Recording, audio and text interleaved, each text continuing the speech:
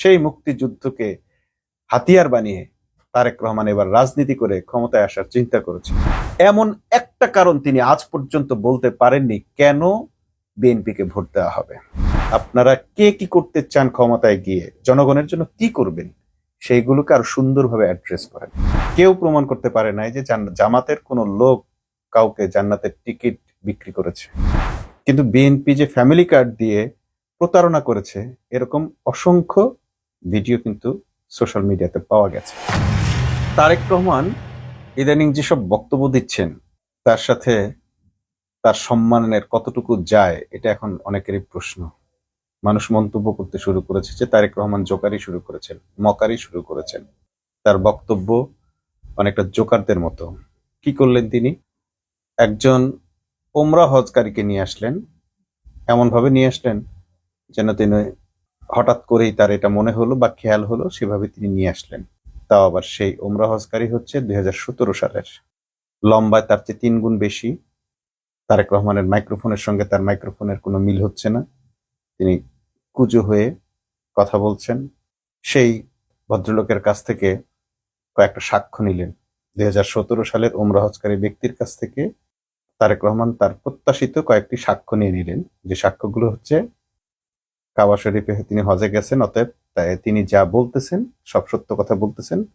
এবং তার সাক্ষ্য দিয়ে তিনি প্রমাণ করতে চেষ্টা করলেন যে একটি বিশেষ দল অর্থাৎ জামাত ইসলামের দিকে ইঙ্গিত করে যে তারা শিরক করছে, তারা জান্নাতের টিকিট বিক্রি করছে। আজ পর্যন্ত এমন কোন ভিডিও তারেক রহমান কেন, তারেক রহমানের মা কিংবা বাবা কিংবা তার আগেও যারা ছিল কিংবা এখন পরে যারা আছে, একুল ওকুল কেউ প্রমাণ করতে পারে নাই যে জামাতের কোনো লোক কাউকে জান্নাতের টিকিট বিক্রি করেছে। কিন্তু বিএনপি যে ফ্যামিলি কার্ড দিয়ে প্রতারণা করেছে এরকম অসংখ্য ভিডিও কিন্তু সোশ্যাল মিডিয়াতে পাওয়া গেছে, ভুক্তভোগী পাওয়া গেছে।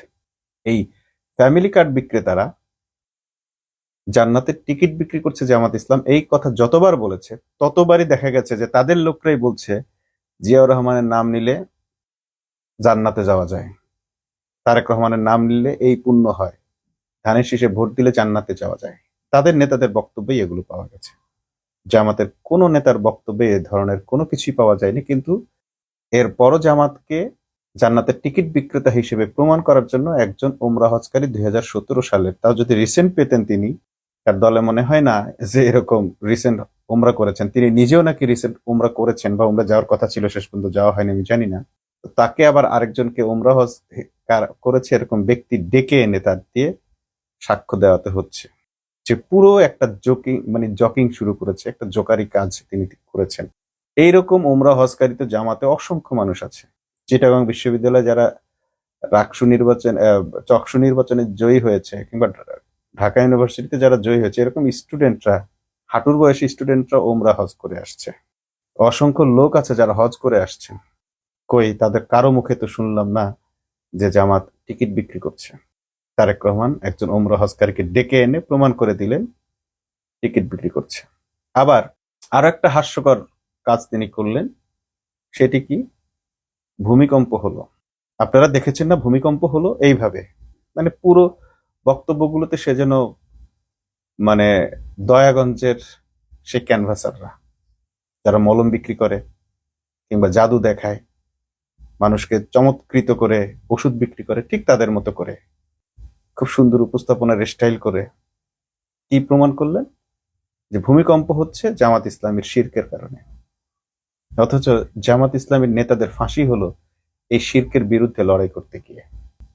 চিটাগাং থেকে শুরু করে সারা বাংলাদেশে যত মাজারপন্থী আছে, এই মাজারপন্থীদের বিরুদ্ধে সোচ্চার কণ্ঠস্বর ছিলেন আল্লামা দেলাওয়ার হোসেন সাঈদী। ইসলামের নামে ভণ্ডামির বিরুদ্ধে জামাতের অবস্থান বহুকাল আগের। শাহরিয়ার কবির জামাতের এই অবস্থানের কারণেই বরাবর জামাতের সমালোচনা করে আসতেন। জামাতকে বলে আসতেন ওয়াহাবি, তারা সংস্কারবাদী, তারা পীরপন্থীদের বিশ্বাস করে না, তারা পীরপন্থায় বিশ্বাসী নয়, তারা মাজারে বিশ্বাসী না। এবং মাজার বিরোধী এই শক্ত অবস্থানের কারণে জামাতের বিরুদ্ধে মামলা পর্যন্ত হয়েছে। মাইজ ভান্ডারীরা মামলা করেছে, সেই মামলায় দেলোয়ার হোসেন সাঈদী সহ আরো অনেককে অভিযুক্ত করা হয়েছে, সে মামলা সাজা পর্যন্ত হয়েছে জামাতের। এখনো পর্যন্ত মাজার বিরোধী কোনো আন্দোলন হলে বা কিছু হলে তার জন্য দায়ী করা হয় জামাত ইসলাম।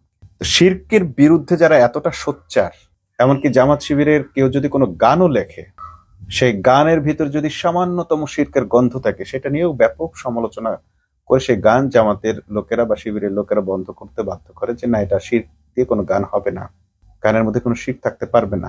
এমনকি বাংলাদেশের জনপ্রিয় রঠা সঙ্গীতের ভেতরেও শিরকের গন্ধ আছে বলে সেই গান গাইতে রাজি নয় তারা।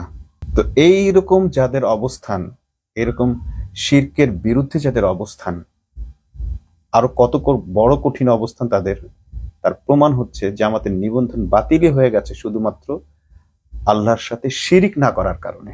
বাংলাদেশের কোন দল যেটা করেনি, জামাত ইসলাম সেটা করেছিল। সার্বভৌমত্ব একমাত্র আল্লাহর, এই স্বীকারোক্তি দেওয়ার কারণে, সার্বভৌমত্ব জনগণের এই কথার স্বীকৃতি না দেওয়ার কারণে জামাতের নিবন্ধন বাতিল হয়ে যায়। সার্বভৌমত্ব বা জনগণই সকল ক্ষমতার উৎস, এই কথা বলেছিলেন শহীদ জিয়াউর রহমান, যা সুস্পষ্টভাবে শিরক। এরপরও অধ্যাপক গোলাম আজম তার এক বইতে উল্লেখ করেছেন, তিনি কোন নিয়তে বলেছেন সেটি যেহেতু স্পষ্ট নয়, তিনি হয়তো জনগণের ভোটাধিকারের সমস্ত ক্ষমতা আছে সেটাকেই মিন করেছেন, তাই তিনি এটাকে শিরক বলতে চাননি। কিন্তু যদি কেউ মনে করে যে হ্যাঁ, সকল ক্ষমতা জনগণের আছে এবং গণতন্ত্রে জনগণের ভোটিং পাওয়ারকে সকল ধরনের ক্ষমতা দেয়া হয়, এমনকি আল্লাহর আইনের বিরুদ্ধাচরণেরও ক্ষমতা দেয়া হয়, সো এই ধরনের গণতন্ত্র বা এই ধরনের রায় দেওয়া বা এইভাবে জনগণকে সকল ক্ষমতার উৎস মনে করাটা শিরক।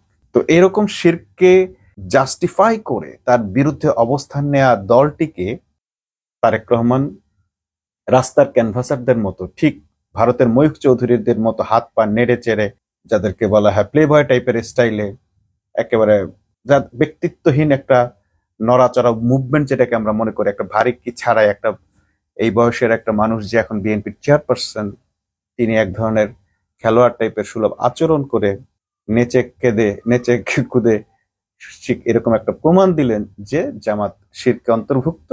জামাতের শিরকের কারণে ঢাকা শহরে ভূমিকম্প হয়েছে।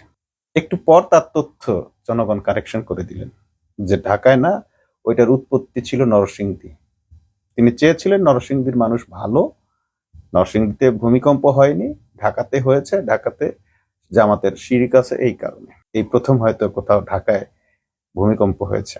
এই যে ফানি বক্তব্যগুলো তিনি দিচ্ছেন, জোকারিগুলি তিনি করছেন, এর দ্বারা কি তার ভোট বাড়ছে? ঢাকা বিশ্ববিদ্যালয়ের নির্বাচন, চট্টগ্রাম বিশ্ববিদ্যালয়ের নির্বাচন, রাজশাহী বিশ্ববিদ্যালয়ের নির্বাচন, জগন্নাথের নির্বাচন, সবখানে ছাত্র দলের একটাই কর্মসূচি ছিল, সেটি হচ্ছে শিবিরের বিরুদ্ধাচরণ করা, শিবিরের নামে নানা ধরনের মিথ্যাচার তৈরি করা। কেন্দ্রীয় কমিটি থেকে আমান গিয়ে জামাতের বিরুদ্ধে, শিবিরের বিরুদ্ধে বলতেছে তারা অস্ত্র নিয়ে আম গাছের তলে, আমতলায় অস্ত্র বিতরণ করছে। পুলিশ গিয়ে দেখলো খিচুড়ি বিতরণ করছে, যেটা ক্যাম্পাস থেকে অনেক দূরে অবস্থান। তারা সেখানে খাওয়া দাওয়া করছে, দুপুরে খাবার দাবারের আয়োজন করেছে খিচুড়ি, আর সেটাকে বললো তারা অস্ত্র বিতরণ করছে। এইভাবে অন্যদের বিরুদ্ধে মিথ্যা বলে যে মানুষের মন জয় করা যায় না, ভোটে জয় করা যায় না, এই প্রমাণ তো ছাত্র আন্দোলনের মধ্য দিয়েই প্রমাণিত হয়ে গেছে। তারপরে সেই পথ বেছে নিলেন তারেক রহমান।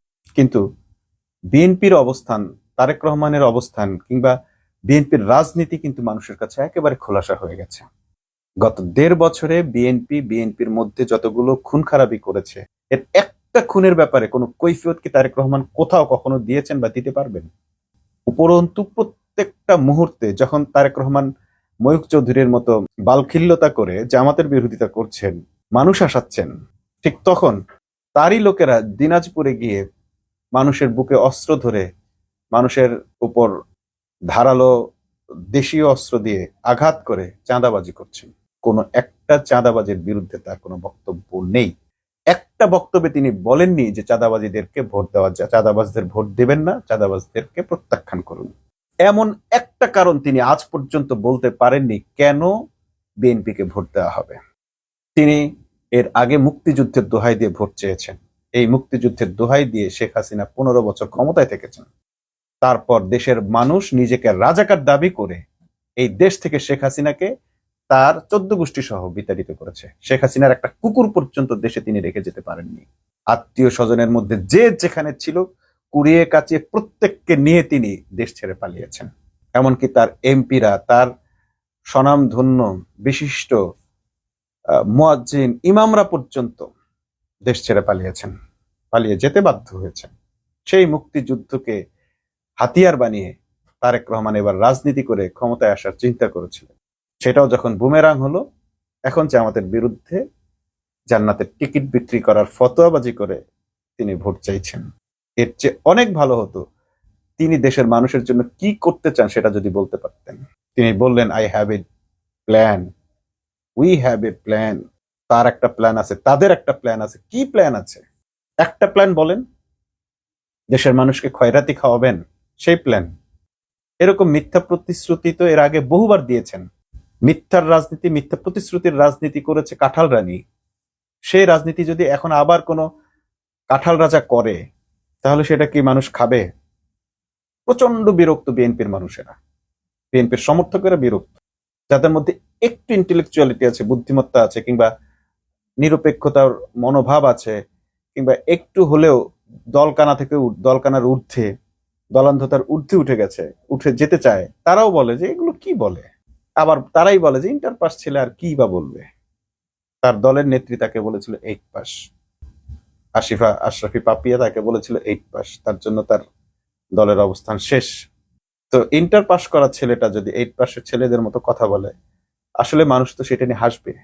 জামাতের এক একজন প্রার্থী বিশ্বের নাম করা ডাক্তার, তার এই বিএনপি পন্থীর সাংবাদিকরা, বিএনপি পন্থী কিছু জোকাররা তার তার এমবিবিএস সার্টিফিকেট, মেডিকেলের সার্টিফিকেট, এগুলোকে ভুয়া বলে প্রচারণা চালিয়েছে। শেষ পর্যন্ত দেখা গেছে তার সার্টিফিকেট আন্তর্জাতিক মানের। এমন সার্টিফিকেট তিনি অর্জন করেছেন যে সার্টিফিকেটের ওজন নেওয়ার ক্ষমতা বাংলাদেশের মেডিকেলের নেই। বিশ্বের নাম করা সকল বিশ্ববিদ্যালয়ে যে কোর্সগুলো পড়ানো হয়, তিনি সেই কোর্সগুলোকে কোটি কোটি টাকা খরচ করে সেই ডিগ্রিগুলো অর্জন করেছেন। এবং বাংলাদেশের মানুষ তার এই অর্জনের জন্য উপকৃত। তার কাছ থেকে যারা সেবা পেয়েছেন, দুর্লভ সেবা, যে সেবা পেতে হলো তাদেরকে বিদেশে যেতে হতো, সেই সেবা এই বাংলাদেশের ডাক্তার তিনি নিজে সেই ডিগ্রি নিয়ে এসে এর যশ খেতে অর্জন করে, হাত যশ অর্জন করে, সাফল্য অর্জন করে সে মানুষের মাঝে তার সাফল্য বিলিয়ে দিয়েছেন। সেই ডাক্তারের বিরুদ্ধাচরণ করে মোটামুটি তারেক রহমান ঢাকার যে 17 আসনে দাঁড়িয়েছিলেন, সেই আসনে তার অবস্থা এখন বলতে গেলে ভরাডুবির মতো। এখন তিনি মঞ্চে উঠে নতুন ভূমিকম্প গবেষক হয়ে উঠলেন, নতুন ধর্ম ব্যবসায়ী হয়ে উঠলেন। এটা কি জনগণ খুব একটা ভালোভাবে নিচ্ছে?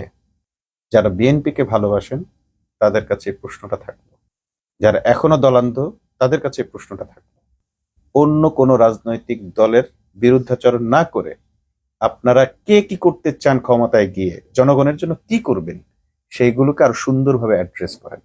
আপনাদের এসব আবল তাবল নাচানাচির পরিবর্তে জামাত যেটা করেছে, পলিসি সামিট করে ফেলেছে, সেখানে একটা ঘোষণাই তো যথেষ্ট মানুষের জন্য। যুবকদের এবার সবচেয়ে বেশি ভোটার হচ্ছে তরুণ ভোটার।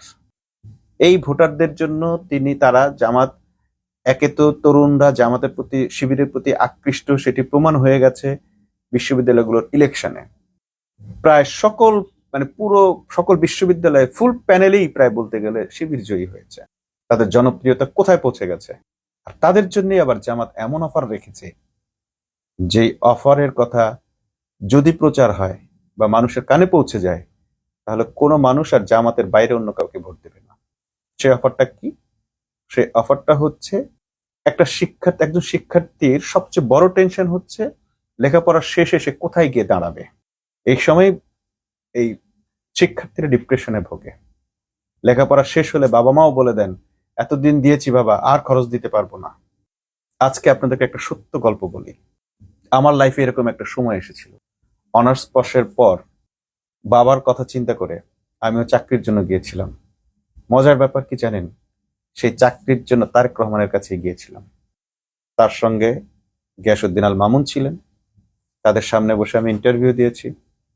তারেক রহমান আমার কাগজপত্র, সার্টিফিকেট দেখে বললেন, আপনি তো অনেক ভালো রেজাল্ট করেছেন, ব্রিলিয়ান্ট, আপনি মাস্টার্স না করে কেন চাকরি করতে আসলেন? আমি বললাম যে আমার ফ্যামিলির ক্রাইসিস আছে, বাবাকে আমি ভারমুক্ত করতে চাই। তারেক রহমান আমার বড় ভাই ছিলেন সঙ্গে, তাকে দেখে বললেন, তাকে উদ্দেশ্য করে বললেন, ওর পড়ার খরচ মাস্টার্স পর্যন্ত আপনি দিবেন, মাস্টার্স পাশ করার পর আমার কাছে আসবেন, চাকরির ব্যবস্থা আমি করব। সেই তারেক রহমানের কাছে এরকম আশ্বাসই আজকে দেশের মানুষ আশা করেছিল। ওই দিনের পর থেকে তারেক রহমানের জন্য আমরা অনেক কাজ করেছি, তাকে ভালোবেসে অনেক কাজ করেছি, যে তিনি আমাকে সেদিন ওই প্রশংসাটুকু করে মাস্টার্স পাশ করার পর তিনি আমার চাকরির ব্যবস্থা করার যে আশ্বাস দিয়েছিলেন, সেই আশ্বাসের ফলে আমি আবার অনার্স পাশের পর মাস্টার্স শেষ করার জন্য বিশ্ববিদ্যালয়ে ফিরে যাই এবং মাস্টার্স শেষ করে তারপরে ঢাকায় ফিরি। যদিও তখন আর তারেক রহমানের কাছে যাওয়ার কোনো সুযোগ ছিল না, তারেক রহমানও আর আগের অবস্থানে ছিলেন না। কিন্তু যাই হোক, তার সেই আশ্বাসটুকু আমার মনে ছিল, দাগ কেটেছিল, এবং সেই ভালোবাসা থেকে বিএনপির জন্য অনেক কাজ আমরা করেছি।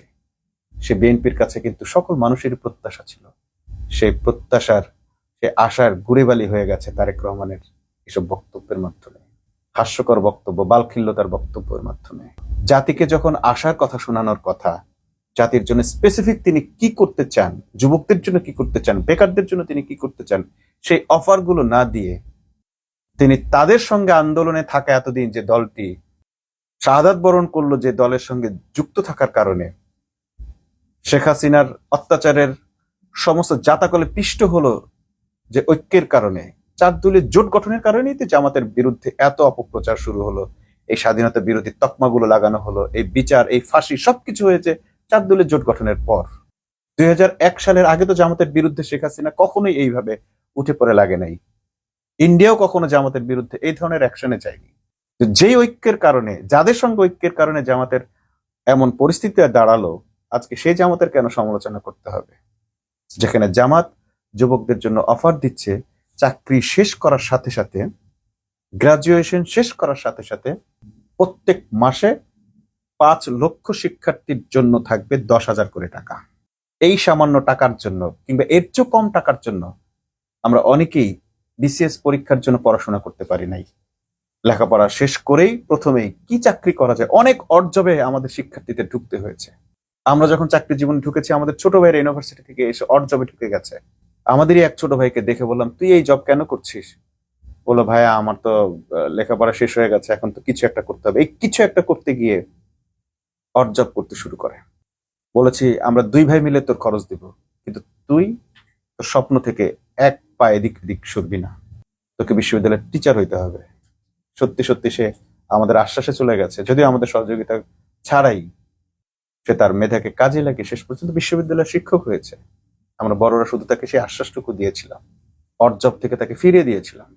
জীবনের সমস্ত আশা ধ্বংস হয়ে যায় এই 1-2 বছরের মধ্যে। অনেকে আত্মহত্যা করে, তো অনেকে ডিপ্রেশনে নিজেদের আত্মসম্মান বোধ ভুলে গিয়ে এমন এমন সব কাজের সঙ্গে যুক্ত হয়। বিশেষ করে আমরা এখন যেগুলো, এগুলোর প্রভাব একটু কমেছে, যেমন MLM ব্যবসার মধ্যে জড়িয়ে পড়ে। মাল্টি লেভেল মার্কেটিং কি এক অদ্ভুত ব্যবসা, যেখানে 2 জন করে মানুষকে ঠকাতে হয়, তারা আরো 2 জন মানুষকে ঠকায়, এইভাবে করে তার নিজের পকেট ভারী করে। এরকম অনেক অড জবে, খারাপ জবে বেকার থাকার কারণে মানুষ ঢুকে যায়। সেই বেকারদের জন্য সমস্ত হতাশা দূর করে দিয়ে এমন একটা অ্যামাউন্ট দেওয়ার ঘোষণা দিয়েছে জামাত, যেটা একজন মানুষের জন্য সম্মানজনক জীবিকার জন্য যথেষ্ট। আমরা কি তারেক রহমানের কাছ থেকে, বিএনপির কাছ থেকে এমন কোনো অফার প্রত্যাশা করতে পারতাম না? কিন্তু না, তিনি নিয়ে আসলেন ফ্যামিলি কার্ডের একটা ভাওতাবাজি, যে ভাওতাবাজির মাধ্যমে ইতোমধ্যেই তার লোকেরা লক্ষ লক্ষ টাকা মানুষের কাছ থেকে হাতিয়ে নিয়েছে। শুধু তো অফার দিলে হবে না, সে অফারটাকে তো কার্যকর করতে হবে। 10 টাকার চাল খাওয়ার অফার দিয়েছেন, সে চাল তো খাওয়াইতে পারেন নাই, এমন অসম্ভব অফার কেন দিবেন? কিন্তু 10,000 টাকা প্রতি মাসে দেওয়া যে সম্ভব, সেটার প্রমাণ কিন্তু জামাত দেখিয়েছে। কারণ জামাত বিভিন্ন জায়গায়, বিভিন্ন শিক্ষা প্রতিষ্ঠানে বিভিন্ন ভাবে নিজেদের দলের ফান্ড থেকে এরকম ভর্তুকি দিয়ে অভ্যস্ত, এবং তারা সেটা চিরকালের জন্য দিচ্ছেন না, দিচ্ছেন সুদবিহীন ঋণ হিসেবে। একটা মানুষের আত্মসম্মান তো তখনই নষ্ট হয়ে যায় যখন সে দানের অর্থ গ্রহণ করে, কিন্তু জামাত তাকে দান করছে না, কিন্তু দানের মতোই সম্মানজনক উপার্জনের ব্যবস্থা করে দিচ্ছেন, এবং বলছেন যে সে 2 বছরের মধ্যে চাকরি পাওয়ার পরে এই টাকাটা ফেরত দিবে। 2 বছর দেবেন, 2 বছরের মধ্যে জামাত বা রাজনৈতিক দল, সরকার যে সরকার থাকবে সে তার চাকরির ব্যবস্থা করবে এবং সেই চাকরি থেকেই সে আস্তে আস্তে ধীরে ধীরে যত টাকা করে পারে এই ঋণটা সে শোধ করবে। তার ওই ঋণ করা শোধ দেওয়া ঋণ থেকেই ওই টাকাটাই আবার ওই কোষাগারে জমা হবে, সেই কোষাগার থেকে আবার তার পরবর্তী জেনারেশনকে বা তার পরবর্তী যে জুনিয়ররা আসছে ইউনিভার্সিটি বা বিভিন্ন শিক্ষা প্রতিষ্ঠান থেকে তাদেরকে দেওয়া হবে। অর্থাৎ একবার যদি এই ঝুঁকি রাষ্ট্র নিতে পারে, তারপর 2 বছর পর ওই টাকারই পার্সেন্টেজ এখানে এসে যুক্ত হয়ে পরবর্তী কার্যক্রমকে রিসাইকেল করবে, এগিয়ে নিয়ে যাবে, ধারাবাহিক চলতেই থাকবে। আমি 2 বছরে বা 1 বছরে 1,20,000 টাকা সরকার থেকে পেয়ে যখন আমি একটা চাকরিতে জয়েন করলাম, আমার বেতন যাই হোক, আমি যদি সেখান থেকে 2,000 5,000 করে টাকা আবার সরকারকে রিটার্ন করি, সেই টাকাই আবার আরেকজনকে সরকার ভর্তুকি হিসেবে বা ঋণ হিসেবে দিবে। এই যে সুদবিহীন একটি ব্যবস্থা, সুন্দর একটি ব্যবস্থা এবং নিশ্চিন্ত ব্যবস্থা ঘোষণা দিলেন, তার অপোজিটে আমরা বিএনপির কাছ থেকে কোনো ধরনের অফার পাইনি। আর জামাত যখন কোনো অফার দেয়, কথা বলে, মানুষ তার প্রতি আস্থা রাখতে পারে, কারণ জামাত কখনো এমন কোনো কথা দেয়নি যেটা রাখতে পারে নাই, রাখতে না পারলে সেই কথা তারা দেয় না। ইতোমধ্যেই বিভিন্ন এলাকার জনগণকে তারা এমন ভাবে বেনিফিশিয়ারি করেছেন, বিভিন্ন সহযোগিতা করেছেন। আমরা ছোটবেলায় দেখেছি আমাদের বাপ চাচারা জামাতের কাছ থেকে সহযোগিতা নিয়ে এসে সাধারণ মানুষের মধ্যে বিলিয়ে করেছেন। কাউকে টিনের ঘর করে দিয়েছেন, কাউকে কল দিয়েছেন, কাউকে ভ্যান কিনে দিয়েছেন, অসংখ্য মানুষকে করেছেন এসব, তাদের নিজস্ব অর্থায়নের মাধ্যমে করেছেন। একটা ভ্যান কিনে দেওয়ার পর সে ভ্যানের টাকা দিতে দিতে দিতে দিতে যখন ভ্যানের টাকাটা পরিশোধ হয়ে যায়, তখন ভ্যানের মালিক হয়ে যায়। সে 1 টাকা সুদ দিতে হয় না, সে যত টাকা করে পারে পার ডে সেই কয় টাকা করেই দেবে। ভ্যানের টাকাটা দেওয়ার পর ভ্যানের সে মালিক হয়ে যায়। এই যে সুন্দর সিস্টেমগুলো তারা যুগের পর যুগ, প্রায় 20 বছর যাবত তারা এই ধরনের কিছু পদ্ধতিকে মানুষের সঙ্গে ইন্ট্রোডিউস করে পরীক্ষামূলকভাবে চালিয়ে তারপরে তারা প্রমাণ করেছেন যে মানুষের জন্য এভাবে কাজ করা যায়। হ্যাঁ, অনেক ভ্যানওয়ালা 1 টাকাও আর ফেরত দেন নাই, কিন্তু তারপরও কি তাদের এই কার্যক্রম বন্ধ হয়ে গেছে? বন্ধ হয়নি। আমরা আগামী নির্বাচনে এমন রাজনৈতিক দলকেই ক্ষমতায় দেখতে চাই যাদের উপর মানুষের আস্থা আছে, ভরসা আছে এবং যারা সত্যিকারের জনগণের কল্যাণ করতে চান। আলতু ফালতু বক্তব্য দিয়ে, গাঁজাখুরি গল্প দিয়ে, ভূমিকম্পের থিওরি দিয়ে, শিরকের মিথ্যা অপপ্রচার দিয়ে বাংলাদেশে রাজনীতি করা যাবে না। মিথ্যার রাজনীতি যিনি করতেন, সেই কাঁঠালটানির যেভাবে ভিন দেশে চলে যেতে হয়েছে, মিথ্যার রাজনীতি ভবিষ্যতে যারা করবে তাদেরকে হয়তো অন্য কোনো ভিন দেশে চলে যেতে হবে। এটা নিয়তি। আর যারা দেশের জন্য কাজ করবেন, দেশের মানুষের জন্য কাজ করবেন, নিঃসন্দেহে মানুষ তাদের কথা মনে রাখবে। সবাইকে ধন্যবাদ জানিয়ে আজকের মতো এখানে শেষ করছি। আল্লাহ হাফেজ।